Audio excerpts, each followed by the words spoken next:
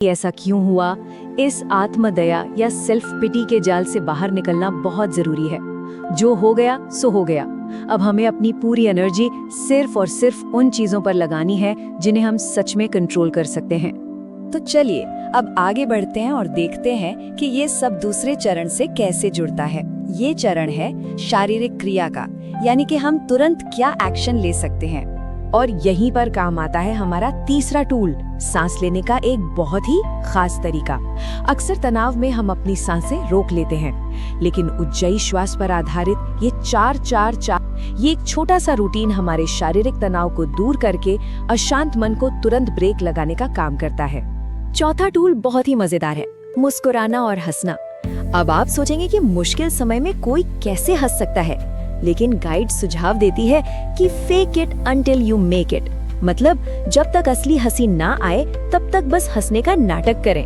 हर सुबह सिर्फ 5 मिनट की जोरदार हंसी हमारे इमोशनल स्टेट को पूरी तरह से रीसेट कर सकती है। आखिरकार खुश रहना कोई इत्तेफाक नहीं, बल्कि मन की एक सचेत अवस्था है। अब ये अगली बात वाकई बहुत दिलचस्प है।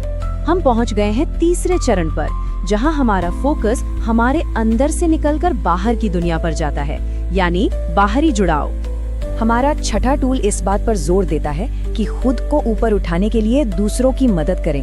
ये कोई हवाई बात नहीं है, बल्कि साइंटिफिक रिसर्च से साबित हो चुका है। जब हम अपनी मुश्किलों के बीच भी निस्वार्थ भाव से किसी और के काम आते हैं, तो ये डिप्रेशन को कम करता है और हमें एक बहुत ही गहरी आंतरिक शांति देता है।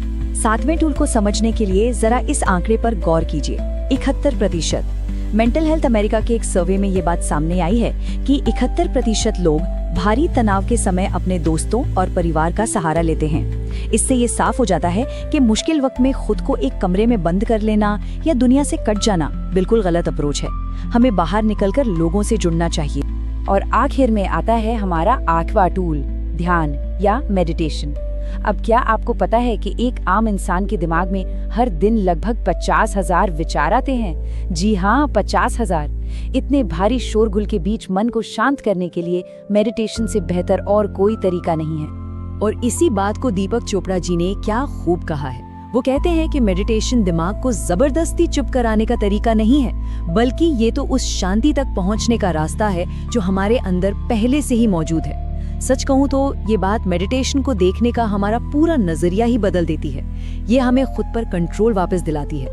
अब इससे पहले कि हम इस पूरे टूल किट को समेटें, इस एक सबसे जरूरी बात को बिल्कुल नहीं भूलना चाहिए। इन सब का मुख्य आधार यानी हमारा शारीरिक स्वास्थ्य। देखिए, बिना सही पोषण और अच्छी नींद के कोई भी मानसिक मजबूती टिक नहीं सकती। तो यहाँ इन 8 टूल्स का एक बहुत ही शानदार सारांश है।